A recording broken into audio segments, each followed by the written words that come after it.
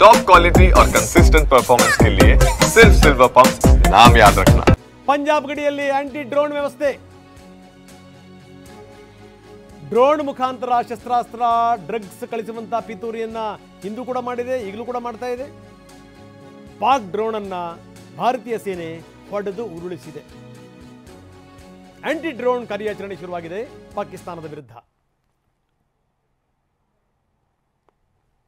ಅಷ್ಟು ಸುಲಭ ಅಲ್ಲ ಭಾರತವನ್ನು ಮುಟ್ಟುವಂಥದ್ದು, ಅಷ್ಟು ಸುಲಭ ಅಲ್ಲ.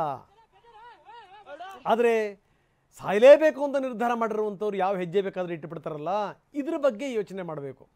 ಇದ್ರ ಬಗ್ಗೆ ಈ ಬಾರಿ ಬೇರೆ ಸಮೇತ ಕಿತ್ತು ಹಾಕಬೇಕು ಅಂಥದ್ದು. ಒಂದು 10-15 ವರ್ಷ ಅವರು ತಲೆ ಎತ್ತಿರಬಾರ್ದು. ಎಸ್, ನವೀನ್ ನಾಗಪ್ಪ ನಮ್ಮ ಜೊತೆಗಿದ್ದಾರೆ. ಕ್ಯಾಪ್ಟನ್, ಎಲ್ಲ ಗಮನಿಸ್ತಾ ಇದ್ದೀರಿ ಏನೇನು ಆಗ್ತಾ ಇದೆ ಅನ್ನುವಂಥದ್ದು. ಜೊತೆಗೇನು ಅಂತಂದರೆ ಈಗಾಗಲೇ ಅದರ ಉಪಟಳ ಕೂಡ ಜಾಸ್ತಿ ಆಗಿದೆ, ಅದನ್ನು ಹತ್ತಿಕ್ಕುವಂಥ ಪ್ರಯತ್ನವನ್ನು ಕೂಡ ಭಾರತ ಮಾಡ್ತಾ ಇದೆ. ಏನಂತೀರಿ ಸರ್? ನಾವು ಆಗಲೇ ಚರ್ಚೆ ಮಾಡ್ಬೇಕಾದ್ರೆ ಇದು ಒಳ್ಳೆ ಸಮಯ ಹೌದು ಅಲ್ಲೋ ಅಂತ ಒಂದು ಪ್ರಶ್ನೆ ಬರ್ತಾ ಇತ್ತು. ನನಗನ್ಸಿದ್ದಂತ ಏನಂತಂದ್ರೆ, ಸರಿಯಾದ ಸಮಯ ಯಾವತ್ತಿಗೂ ಬರಲ್ಲ. ನಾವು ಆರ್ಥಿಕತೆ ಚೆನ್ನಾಗಿ ಇವಾಗ ಎಲ್ಲ ಸರಿ ಹೋಗ್ತಿದೆ, ಇವಾಗ ಯಾಕೆ ಯುದ್ಧ ಬೇಕು ಅಂತೀವಿ. ಸರಿ ಹೋಗ್ತಾ ಇಲ್ಲಿದ್ರೆ ಇದು ಸರಿ ಸಮಯ ಅಲ್ಲ, ಈ ಆರ್ಥಿಕತೆ ಚೆನ್ನಾಗಿಲ್ಲ, ಇವಾಗ ಏನಾದ್ರು ಮಾಡಿದ್ರೆ ಆರ್ಥಿಕತೆ ಇನ್ನೂ ಕುಸಿದು ಹೋಗುತ್ತೆ, ಇನ್ನೂ ನೆಲ ಕಚ್ಕೊಳುತ್ತೆ ಅಂತಂದ್ರೆ ಎರಡೂ ರೀತಿ ನಾವೇ ಮಾತಾಡ್ತೀವಿ. ಹಾಗಾಗಿ ಸರಿಯಾದ ಸಮಯ ಅಂತ ಯಾವ್ದೂ ಇರಲ್ಲ. ನೋಡಿ, ಇನ್ನೊಂದು ರಂಗನಾಥ್ ಅವ್ರೆ, ನಾವು ಇನ್ನೊಂದು ಅರ್ಥ ಮಾಡ್ಬೇಕಂದ್ರೆ, ಜನರಲ್ಲಿ ಇವತ್ತು ಯಾಕೆ ಆಕ್ರೋಶ ಇದೆ, 1-2 ಕಾರಣ ಇದೆ ಅದಕ್ಕೆ. ಅದ್ ಏನ್ ಕಾರಣ ಅಂತಂದ್ರೆ, ನಂಬರ್ ಜಾಸ್ತಿ ಇದೆ. 26 ಜನ ತಿರ್ಕೊಂಡಿದ್ದಾರೆ. ಒಂದೇದ್ದು ನಿಹತ ಸಿಟಿಸನ್ಸ್ ಮೇಲೆ ಆಗಿರೋದು. ನಾನ್ ಕೇಳೋ ಪ್ರಶ್ನೆ ಏನಂತಂದ್ರೆ, ನಾವು ಜನ ಜಾಸ್ತಿ ತಿರ್ಕೊಂಡ್ರೆ ನಮ್ಮವರು ಅನ್ನೋ ಕಾರಣದಿಂದ ಇಷ್ಟು ಉರ್ಕೊಂಡು ಬೀಳ್ತಿದೀವ, ಇಷ್ಟು ಎಚ್ಚೆತ್ತುಕೊಂಡಿದೀವ? ನಮಗೆ ಯಾಕೆ ಒಬ್ರು ಹೋದ್ರೆ, ಇಬ್ರು ಹೋದ್ರೆ, 3 ಹೋದ್ರೆ ಅಲ್ಲಿಗೆ ಅಂದ್ರೆ ಆಕ್ರೋಶ ಬರಲ್ವಾ?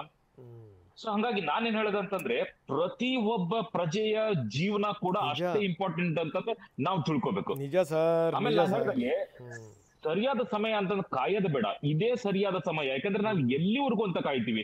99ರಲ್ಲಿ ಕಾರ್ಗಿಲ್ ಯುದ್ಧ 25 ವರ್ಷಗಳ ಕಳೆದೋದ್ವು.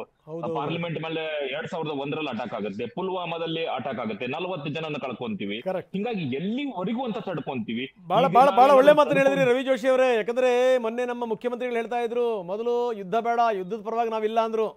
ಇವರ ಧಾಟಿ ಇವ್ರದ್ದು ಯಾವ ರೀತಿ ಇತ್ತು ಅಂತಂದ್ರೆ, ಈ ರಾಷ್ಟ್ರಪತಿಗಳು ಅಂಕಿತ ಹಾಕಿದ್ಮೇಲೆ ಅಂಕಿತವಾದ ಪತ್ರವನ್ನು ತಗೊಂಬಂದು ಇವರು ಮುಂದಿಟ್ಟುಕೊಂಡು ಎಲ್ಲರೂ ಕೂಡ ಪ್ರಧಾನಮಂತ್ರಿ, ರಕ್ಷಣಾ ಸಚಿವರು, ರಾಷ್ಟ್ರಪತಿಗಳು ಎಲ್ಲ ಇವರು ಮುಂದಿಟ್ಟು ದಯವಿಟ್ಟು ಸೈನ್ ಹಾಕಿ ಸಿದ್ದರಾಮಯ್ಯನವರೇ ಅಂತ ಕೇಳೋ ರೀತಿಯಲ್ಲಿತ್ತು. ಶೇಮ್! ದೇಶ ಸಂಕಟದಲ್ಲಿದ್ದಂಥ ಸಂದರ್ಭದಲ್ಲಿ ಅವಮಾನ ಇದು. ಅದಾದಮೇಲೆ ಬೇರೆ ಬೇರೆ ನಾಯಕರುಗಳು ಕೂಡ ಮಾತಾಡಿರುವಂಥದ್ದು. ಶೇಮ್! ಸಮಯ ಅಂತಂದ್ರೆ ಯಾವನು ಶತ್ರು ಬರ್ತಾನಲ್ಲ ನುಗ್ಗಿ ಹೊಡೆಯುವಂಥದ್ದೇ ಸಮಯ. ಅದು ಸರ್ ಒಂದು ವಿಷಯ ಹೇಳ್ಬೇಕಿದನ್ನ ಆಮೇಲೆ ಹೇಳ್ತಾರೆ, ಇಲ್ಲ ಸಮಯ ಬರಲಿ ಅಂತ. ಸಮಯ ನಿರ್ಧಾರ ಮಾಡುವಂಥದ್ದು ನಾವುಗಳಲ್ಲ, ನೀವುಗಳು ಸೈನಿಕರು, ಕೇಂದ್ರ ಸರ್ಕಾರದವರು. ಏನೋ ಹೇಳ್ತಾ ಇದ್ರಿ, ಹೇಳಿ ಸರ್, ಪ್ಲೀಸ್ ಕಂಟಿನ್ಯೂ. ನೀವು ಸಿಎಂ ಸಿದ್ದರಾಮಯ್ಯ ಅವ್ರ ಬಗ್ಗೆ ಮಾತಾಡಿದ್ದಕ್ಕೆ ಹೇಳ್ತಾ ಇದ್ದೀನಿ. ಇವರು ಅವ್ರ ಪಾಕಿಸ್ತಾನಿ ನ್ಯೂಸ್ ಚಾನೆಲ್ ಅಲ್ಲಿ ಇವ್ರ ಕ್ಲಿಪ್ಪಿಂಗ್ ಬರ್ತಾ ಇತ್ತು ನೋಡಿ. ಈಗ ನಮ್ಮ ಅನುಕೂಲಕ್ಕೆ ಮಾತಾಡ್ತಾರೋ, ಅವ್ರ ಅನುಕೂಲಕ್ಕೆ ಮಾತಾಡ್ತಾರೋ ಅಂತ ನಾವೇ ಯೋಚನೆ ಮಾಡ್ಬೇಕಾಗತ್ತೆ. ಈ ಸಮಯದಲ್ಲಾದ್ರೂ ಕೂಡ ನಾನು ಏನ್ ಹೇಳ್ತೀನಿ ಅಂತಂದ್ರೆ, ನಿಮ್ಮ ರಾಜಕೀಯ ಬೇಳೆನ ಯಾವಾಗಾದ್ರೂ ಬೇರೆ ಟೈಮಲ್ಲಿ ಬೆಳೆಸ್ಕೊಳ್ಳಿ, ಅದನ್ನ ಅಡ್ವಾಂಟೇಜ್ ತಗೊಳ್ಳಿ. ಬಟ್ ಇದು ಸಮಯನ ದೇಶದ ಯುದ್ಧದ ಪರಿಸ್ಥಿತಿಯಲ್ಲಿ ಬಂದು ನಿಂತ್ಕೊಂಡಾಗ ಎಷ್ಟು ಜನ ಈಗ ದೇಶ ಯುದ್ಧಕ್ಕೆ ಹೋದ್ರೆ, ನನಗ್ ಗೊತ್ತಿದೆ ನಾನು ಎಷ್ಟು ನೋವು ಅನುಭವಿಸಿದ್ದೇನೆ ಅಂತಂದ್ರೆ ಕಾರ್ಗಿಲ್ ಯುದ್ಧದಲ್ಲಿ. ನಾನು ಕರ್ತವ್ಯ ಕೂಡ ಬಯಸಲ್ಲ, ಬಟ್ ನಾನು ಇವತ್ತು ಯುದ್ಧ ಕಾರ್ತಿದ್ದೀನಿ ಅಂತಂದ್ರೆ ರವಿ ಜೋಶಿ ಸರ್ ಮಾತಾಡ್ತೀನಿ. ಈಗ ಕ್ಯಾಪ್ಟನ್ ಮಾತಾಡ್ತಾ ಇದ್ದಾರೆ. Captain please continue. ಕ್ಯಾಪ್ಟನ್, ನಾನು ಅಂತ ಇರೋದು ಎಷ್ಟು ನೋವನ್ನ ಅನುಭವಿಸಿದ್ದೀನಿ ನಾನು ಆ ಸಣ್ಣ ವಯಸ್ಸಲ್ಲಿ. ನನಗೆ ಅವಾಗ ಎಷ್ಟು ಸರ್ವಿಸ್ ಇತ್ತು? 6 ತಿಂಗಳ ಸರ್ವಿಸ್ ಇತ್ತು. 23-24 ವರ್ಷ ವಯಸ್ಸಿನಲ್ಲಿ ಅನುಭವಿಸಬಾರ್ದು. ನಾನು ಹೇಳಿದೇನೆ ಅಂತಂದ್ರೆ, ನಾನು ಶತ್ರುಗೂ ಕೂಡ ನಾನು ಅನುಭವಿಸಿದ ನೋವನ್ನ ಬಯಸಲ್ಲ. ಬಟ್ ಆದ್ರೆ ಈಗ ಸಮಯ ಸಂದರ್ಭ ಎಂತದ ಬಂದಿದೆ ಅಂತಂದ್ರೆ, ನಾವು ಎಲ್ಲಿವರೆಗೂ ಅಂತ ಸುಮ್ಮನೆ ಇರ್ತೀವಿ? ಎಷ್ಟು ಜನ ಇವತ್ತು 26 ಜನ ಸತ್ರು, ನಾಳೆ 46 ಜನ ಸಾಯ್ತಾರೆ. ಅವಾಗ ನಾವು ರಿಯಾಕ್ಟ್ ಮಾಡ್ತೀವ? ಅವಾಗೂ ಇದೇ ತರ ಮಾತಾಡ್ತೀವ? ಅವಾಗೂ ನಾವು ರಾಜಕೀಯ ಬೇಳೆ ಬೇಯಿಸ್ಕೊಳಕ್ ಹೋಗ್ತೀವ? ಇದೊಂದು ಸಮಯ ಅಲ್ಲ ಅಂತಂದು ಹೇಳ್ತೀವ? ಯಾವುದೋ ಒಂದು ರಿಲಿಜನ್ ಬಗ್ಗೆ ನಾವು ಒಂದು ಒಲವನ್ನ ತೋರಿಸ್ತೀವ? ಎಲ್ಲಿದ್ದಾರೆ ಅವರು? ದೀಸ್ ಆರ್ ಮೈ ಬ್ರದರ್ಸ್ ಅಂತ ಎದೆ ತಟ್ಕೊಂಡು ಹೇಳಿದ್ರಲ್ಲ, ಅವ್ರು ಎಲ್ಲಿದ್ದಾರೆ? ನಾನು ಇದನ್ನ ಹಿಂದೂ ಮುಸ್ಲಿಂ ಗಲಾಟೆ ಮಾಡ್ಬೇಕು ಅಂತ ಖಂಡಿತವಾಗ್ಲೂ ಹೇಳ್ತಾ ಇಲ್ಲ. ಬಟ್ ಇವ್ರು ದೀಸ್ ಆರ್ ಮೈ ಬ್ರದರ್ಸ್ ಅಂತ ಹೇಳಿದ್ರು ಸಂಬಂಧವೇ ಇಲ್ಲ ಸರ್. ಭಾರತೀಯ ಬರುವಂತದ್ದು ಭಾರತೀಯರು ಪಾಕಿಸ್ತಾನಿಯರು ಅಷ್ಟೇ ಬರೋದು. ನಾನು ಹಿಂದೂ ಮುಸ್ಲಿಂ ಬಗ್ಗೆ ಮಾತಾಡ್ತಾ ಇಲ್ಲ, ಅಷ್ಟೇ. ಆರ್ಮಿದಲ್ಲಿ ಹುಟ್ಕೊಂಡು ಹೌದು. ಬೆಳ್ಕೊಂಡು ಬೆಳೆದವ್ ನಾನು ಹೌದು ಸರ್. ಯಾವತ್ತಿಗೂ ಕೂಡ.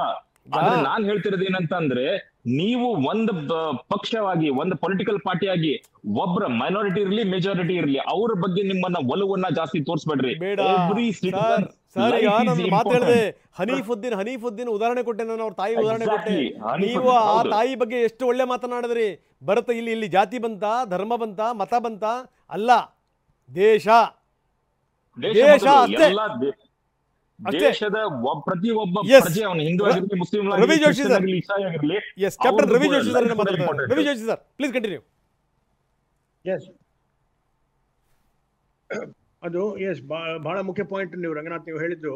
That we should not bring it down to the level of Hindu Muslim. Correct. This is nothing to do with Hindu Muslim. Correct. And okay, ಕಾರಣಾಂತರಗಳಿಂದ ಅವರ ಸಂಪರ್ಕ ಸಾಧ್ಯ ಆಗ್ತಿಲ್ಲ, ಮತ್ತವ್ರನ್ನ ಸಂಪರ್ಕ ಮಾಡುವಂಥ ಪ್ರಯತ್ನ ಮಾಡ್ತೀನಿ. ಕ್ಯಾಪ್ಟನ್ ತಾವು ಮಾತಾಡ್ತಾ ಇದ್ರಿ, ಚೆನ್ನಾಗಿ ಮಾತಾಡ್ತಾ ಇದ್ರಿ, ಮುಂದುವರಿಸಿ ಸರ್, ಮುಂದುವರಿಸಿ. ಕರೆಕ್ಟ್. ರವಿ ಸರ್ ಹೇಳ್ತಾ ಇರೋದು ನಿಮ್ ಜೊತೆ ನಾನು ಮಾತಾಡ್ತೀನಿ ಇನ್ನೊಂದಿಷ್ಟು